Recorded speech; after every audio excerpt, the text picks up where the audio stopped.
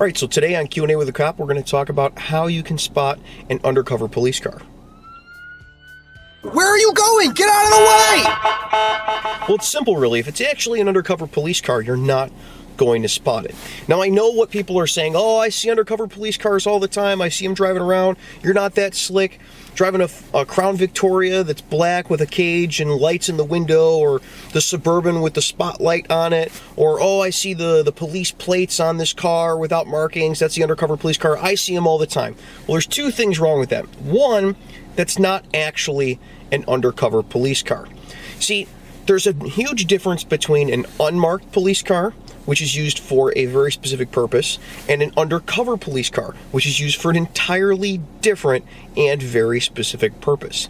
The unmarked cars that you see driving around, those generally come in three different categories. One is their traffic cars. A lot of police departments use those unmarked cars as traffic cars, and the reason they use those unmarked cars as traffic cars is because people really don't see them that much. They don't see them that much because they're not looking for them. The idea with a traffic car is to catch people slipping, right?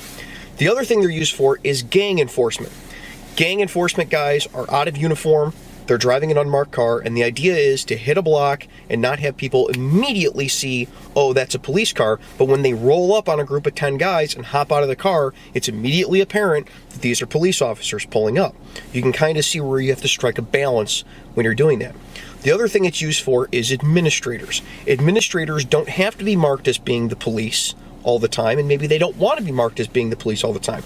Maybe they're parking that car in front of their house, they're going to business meetings and executive meetings, they're going to meetings with the mayor. They don't need a marked police car, and what they don't want when they're driving around town is someone yelling and chasing after, officer, officer, officer, when they're on their way to a meeting with the mayor or a meeting with some contractor who's making a new housing development in the area. You can imagine where that would come in handy for them. So those are unmarked cars. When you see the Chevy Suburban with the spotlight and it's got the municipal police plates or the exempt plates or the police plates or the state-owned plates, those are all unmarked cars and are used for those reasons. They're either out trying to catch people slipping in traffic, or they're out doing gang enforcement action, or they're out working as an administrator, or in my case, sometimes it's a patrolman who takes out an unmarked car to go on midnights and try to catch people breaking into cars. A lot of guys, when they're breaking into cars, they look down the block, they're looking for light bars, they're looking for markings on cars. On midnights, light can reflect off of those reflective graphics that we have on the car and make them a lot easier to spot for people who are breaking into cars, breaking into houses, jimmy and locks, things like that. So the unmarked car is used for that purpose. The idea is that you're not going to immediately identify that it's definitely a police car. It could be a car that works for a utility, or it might be from the fire department, or it might be from Public Works, or it might be just somebody that has a Suburban with a spotlight on it. A lot of people who do contracting work have trucks with spotlights on them or cars with spotlights on them. It could be anything, but then when they pull up and they turn the lights on, which are pretty clearly visible in daytime, those clear lights up in the windows, it's very apparent that it's the police or the quasi-police, probation or parole or something like that. And I can personally testify, because I drive marked cars and I drive unmarked cars, that people drive very differently around a marked police car than they do around an unmarked car. I do it all the time, and it is night and day. The thing is, people that say, oh, I can see the unmarked police car, I know that undercover car, they're so easy to spot, I always see them.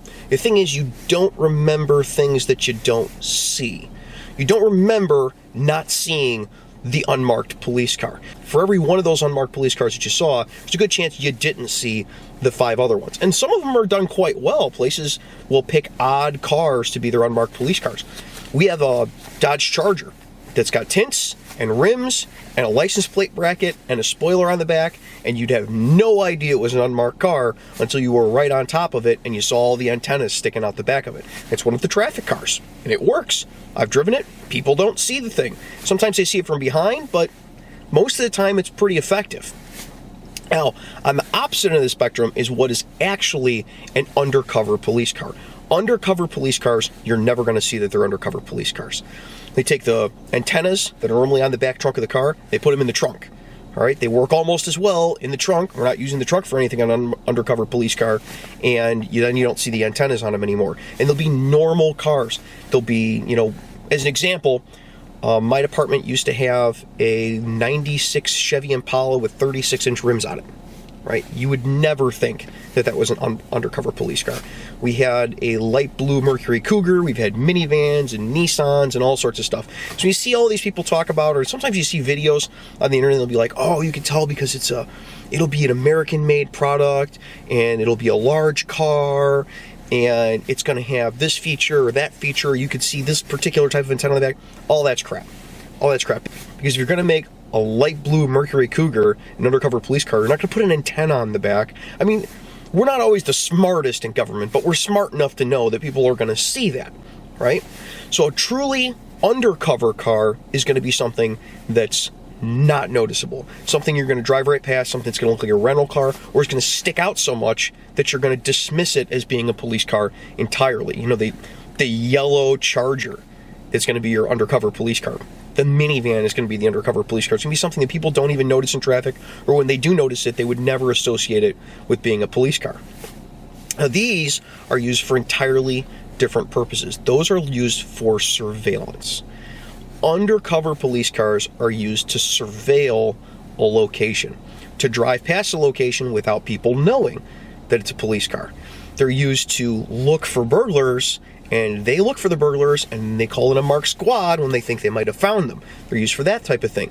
We almost never take enforcement action from an undercover police car. And that's why I think it's so funny when people will on one hand say, well, I can always see what's an undercover police car. And on the other hand, those same people will say, well, it's not fair using these undercover police cars to do traffic.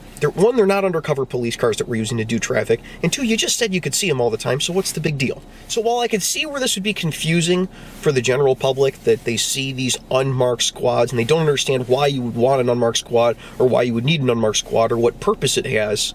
And on the other hand, they don't ever see the actual undercovers. They would think an unmarked is an undercover, and they would think that they're the same thing and they're used for the same purpose, but they're really not. Other than both of them not having markings, there's really nothing that they have in common. They're used for entirely different purposes. They use entirely different types of vehicles, use entirely different types of equipment. In fact, most undercover squads don't even have lights or radios in them. They're just a car owned by an agency, and they have normal license plates on them, if not out-of-state license plates, so you would never think it was a police car in that area. There's really no way to tell that they're undercover, and it's not the same as having an unmarked. So if that clears some of it up for you guys, if you haven't already, check me out on Instagram to see more interesting stuff, and check out the Patreon. You'd have seen this video a couple weeks in advance when it was made, instead of when I'm releasing it now. Also, I have a tendency to live stream to the Instagram followers while I'm doing these videos, so you might have been able to see this video like a month ago when I was viewing it, although it wouldn't have looked so slick. Until next week, you guys be safe. Take care of each other. I'd like to thank all the Patreon supporters, and especially the shift supervisor level Patreon supporters that we have listed here. Your contributions are what allows free field training to continue on and become better. Thank you.